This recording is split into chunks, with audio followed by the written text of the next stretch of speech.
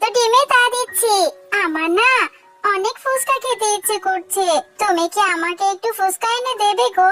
কতদিন ধরে ইচ্ছে করছিল, ভাবলাম তোমার কাছে টাকা আছে কিনা, এই জন্য বলার সাহস পাইনি। একটু ফুচকা খেতে পারলে মনটা ভীষণ শান্তি পেত গো। হ্যাঁ টুনি, তোমাকে ফুচকা এনে দেব না তা কি করে হয়? এই সময়ে তুমি কত কষ্ট করে আমার বাচ্চাদের জন্য ডিমে তা দিচ্ছ, আর আমি তোমাকে ফুচকা এনে দেব না? তুমি চাইলে আমি এমনিতেও দিতাম। টোনা, সত্যি আমি অনেক ভাগ্য করে তোমার মতো একজন স্বামী পেয়েছি। তুমি যে আমার কত খেয়াল রাখো, তুমি আমাকে কত ভালোবাসো। তোমার কষ্ট হলেও কোনোদিন আমাকে কোনো কিছুতে মানা করো না। আমি জানি তুমি চাইলে কখনোই মানা করবে না। এরপর টোনা টুনির কথা মতো টুনির জন্য ফুচকা আনতে বাজারে চলে যায়। জঙ্গলে অনেক ঘুরতে ঘুরতে এরপর টোনা পায়রার কাছে চলে যায়, আর পায়রার কাছে গিয়ে বলতে থাকে যে, আরে পায়রা ভাই, তোমার কাছে কি ফুচকা হবে নাকি?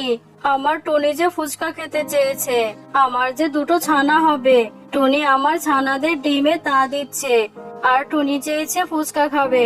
এখন ফুচকা যে কোথাও পাচ্ছি না।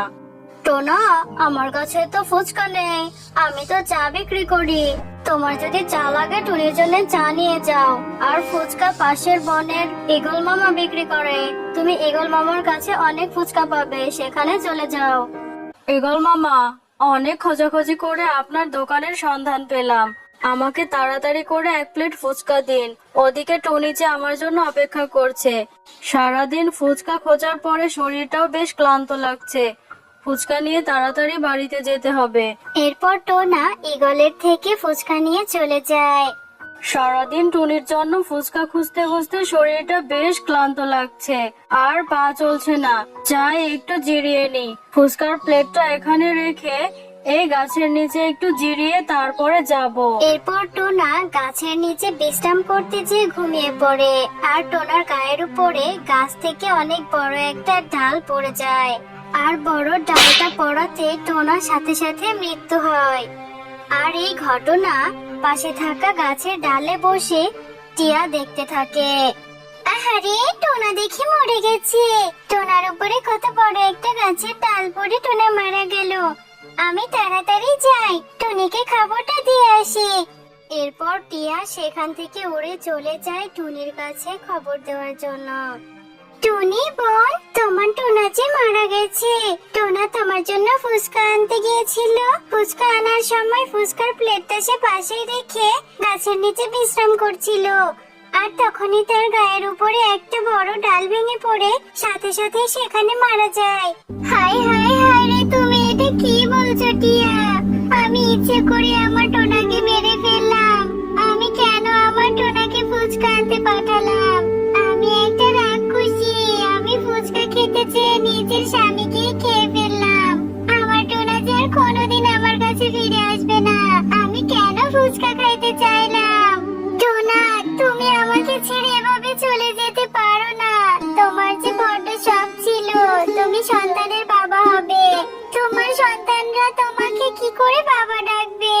তোমার সন্তানরা যে আমার কারণে বাবা হারা হলো। আমি তোমার সন্তানদের কি জবাব দেব? ছোট সোনারা, আমি যে কি অভাগী। তোদেরকে বাড়িতে একা রেখে আমাকে কাজে যেতে হচ্ছে। কি করব বল? তোদের বাবা বেঁচে থাকতে তো আমাকে কোনোদিনই কাজ করতে দেয়নি। তোদের বাবা থাকলে আমি তোদের কাছে থাকতে পারতাম। কোনোদিনই মানুষের বাড়িতে কাজ করতে হতো না। আমি যে অভাগী। তোরা সাবধানে থাকিস মা, আমি কাজ করে তাড়াতাড়ি চলে আসবো। এরপর টুনি তার বাচ্চাদেরকে বাড়িতে রেখে কাজ করার জন্য কাকলির বাড়িতে চলে যায়। আর টুনি কাজ করতে থাকে আর মনে মনে তার সন্তানদের কথা ভাবতে থাকে। আর তার মনটাও ভীষণ খারাপ হয়ে থাকে। আয় টুনি, কাজ বাদ দিয়ে এরকম ফাঁকে মারছিস কেন? এত ঝিমুচ্ছিস কেন? কি হয়েছে তোর? ভালো মতো মন দিয়ে কাজ করলে কর, না হলে আমার বাড়ির কাজ ছেড়ে দে।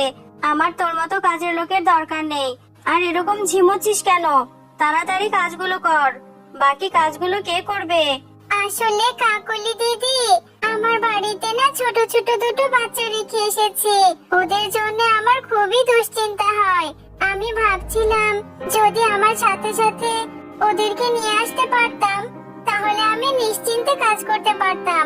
আমার বাচ্চা দুটো না একদমই চালায় না, অনেক শান্ত ওরা। তুই আমাকে কি বোঝাতে চাইছিস টুনি? আমি তোর বাচ্চাদের আমার বাড়িতে নিয়ে আসতে বলবো এটাই তো ভাবছিস? আমি কি ধর্মশালা খুলে বসেছি নাকি? আমার বাড়িতে কাজ করছিস, মন দিয়ে কাজ কর। তোর ওই নোংরা বাচ্চা কাচ্চার জায়গা আমার বাড়িতে হবে না, বুঝলি? আমার লক্ষ্মী বাচ্চারা, দেখো তোমাদের জন্য মা কত খাবার নিয়ে এসেছে। দানা এনেছি, ফল এনেছি। বাইরে যে অনেক বৃষ্টি হচ্ছে, এভাবে বৃষ্টির মধ্যে তোদের দুই বোনকে রেখে কাজে যেতে যে আমার একদমই মন চায় না। কিছুক্ষণ পরই টুনির বাড়িতে টুনির ছোট বোন মুন্নি চলে আসে। টুনি দিদি, আমি শুনলাম তোর সুন্দর সুন্দর দুটি ছানা হয়েছে। এই ছানা দুটিকে রেখে তুই আবার কাকলির বাড়িতে কাজও করতে যাস। তোর যদি সমস্যা না থাকে তুই তোর বাচ্চাদেরকে আমার কাছে রেখে তারপর কাজ করতে পারিস। আমি তোর বাচ্চাদেরকে দেখাশোনা করে রাখবো। বোন, তুই যে আমার কথা ভেবেছিস এতে আমি অনেক খুশি রে। তোর না কেবল নতুন নতুন বিয়ে হয়েছে, আমার বাচ্চাদেরকে তুই নিজের বাড়িতে নিয়ে রাখলে তোর বর তোকে কথা শোনাবে। আমার বাচ্চাদের জন্য তোর সংসারে অশান্তি হবে। আমি চাই না রে বোন, আমার বাচ্চাদের জন্য তুই অশান্তিতে থাক। আমি চাই তুই ভালো থাক। আমি জানি রে দিদি, তোর অনেক কষ্ট হয় বাচ্চা দুটোকে নিয়ে সংসার চালাতে, কিন্তু কি করব বল, আমিও তো পরের সংসার করি। আর তুই যেহেতু তোর বাচ্চাদের দিতে চাইছিস না, তাহলে আমি তোকে জোর করব না। তোরা ভালো থাকিস। যদি কখনো কোনো সমস্যা হয় আমাকে ডাকিস, আমি চলে আসব। এই কথা বলে টুনির বোন মুন্নি সেখান থেকে চলে যায়। বাইরে যে অনেক ঝড় বৃষ্টি হচ্ছে, এই ঝড়ের মধ্যে না জানি আমার বাচ্চা দুটো কি করছে। 2-3 দিন ধরে এক নাগাড় বৃষ্টি হচ্ছে, মনে হচ্ছে বন্যাও হবে। আর আমার ঘরটা তো নিচু জায়গায়, ঘরের মধ্যে তো জল ঢুকে যাবে।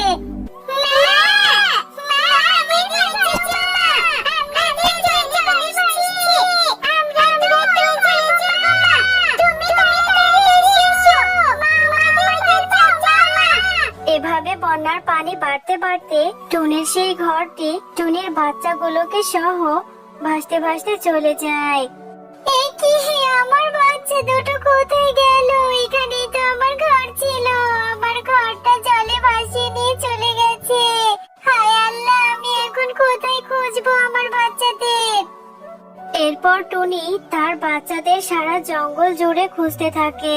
আর সে খুঁজতে খুঁজতে তার বোন মুন্নির বাড়িতে যায়।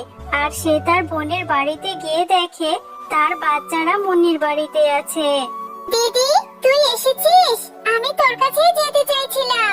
তোর বাচ্চারা তোর ঘরটা সহ দেখি আমার বাড়ির সামনে দিয়ে ভেসে ভেসে যাচ্ছে। আমার বাড়িটা তো উঁচু জায়গাতে, এই জন্য পানি উঠতে সময় লেগেছে। তাই আমি তোর ঘরটা ধরে তোর বাচ্চাদেরকে রক্ষা করেছি। আমি তোর এই ঋণ কোনোদিনই শোধ করতে পারবো না রে বোন,